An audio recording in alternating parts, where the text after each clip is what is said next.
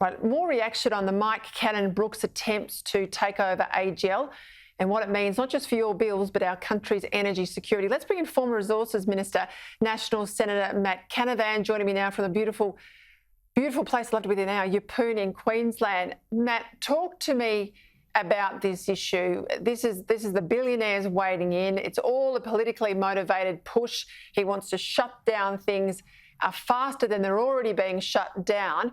What happens if eventually Cannon-Brookes gets his way with AGL?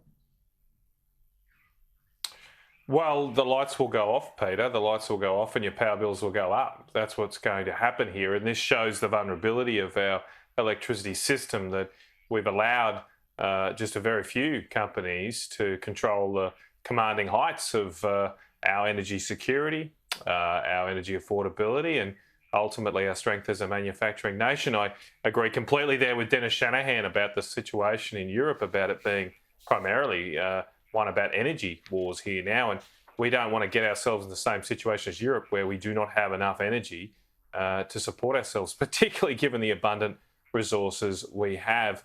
Now, yes, there's a political motivation here, perhaps, from the likes of Mr. Cannon-Brookes, who has a certain political opinion, but I wouldn't discount the economics of this either, because what happens here is some incumbent operators would like to shut down the reliable baseload coal-fired power stations, because that will increase the price and increase their profits and margins.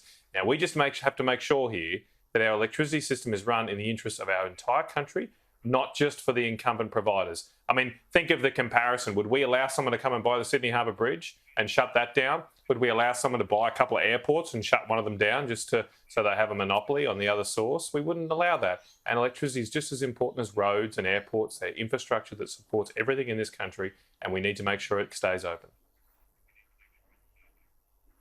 Haven't these power players bell the cat when, on a number of instances, we know with Erie and we know with Liddell, governments approached them and said, can we buy these plants back? Can we lease them and keep them operational so that we don't have a generation gap?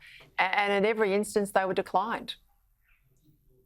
That's right. That's exactly right, Peter. I mean, if they think these are terrible, evil things, they should sell them to us for $1 and get rid of the blood off their hands, get rid of that damn spot that might be keeping them awake at night, and they can be guiltless and blameless. And the reason they won't do that, of course, is because, as I say, there's an economic motivation here to make lots of money, and a lot of people have made lots of money thanks to government subsidies. The issue we've got here at the moment is that governments continue to subsidise unreliable renewable energy, which is very good at providing cheap power in the middle of the day when the sun is shining. Very good at doing that. It just doesn't do such a good job when the sun sets, Peter. And as that sign behind me says, even now, even in the middle of the day, coal still produces more than half of our power needs. At night time, that shoots up to usually 70 or even 80% some nights if the wind's not blowing. And we need that gap filled. So the problem is, because governments are encouraging lots of power to come in the middle of the day, it's exacerbating the situation at other times of the day here. We are not running our system, our electricity system, on a 24-hour basis. As I've said before, all of these renewable energy subsidies, renewable energy is like the dole bludgers of the energy system. They only turn up to work when they want to, and they get paid by the government for it.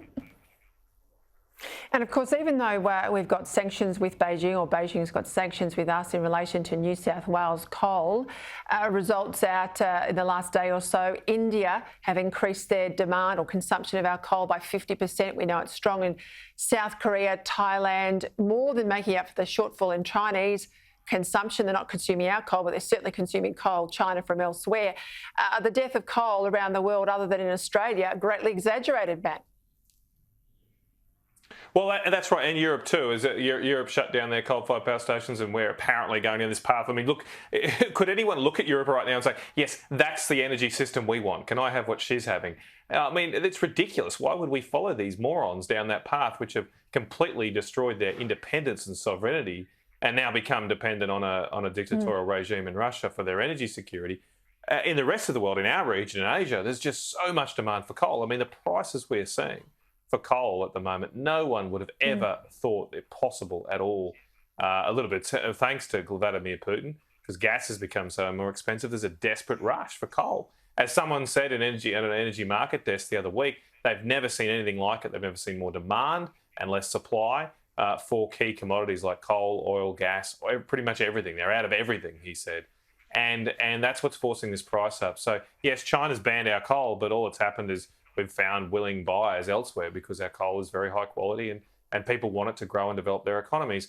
And this comes back to the situation is why would we export this wonderful natural resource, not just coal, but gas as well, biggest LNG exporter in the world now, Australia.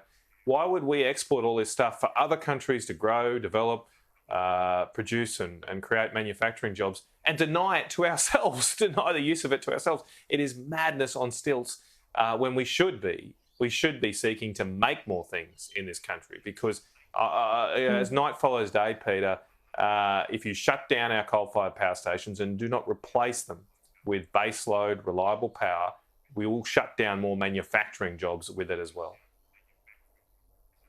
Spot on, and we'll get to that point. Actually, there's been a bit of a backflip, unfortunately, from government about Australian manufacturing coming out of the pandemic, but I'll get to that a little bit later in the show. Matt Canavan, as always, enjoy your poon. Thank you for your time.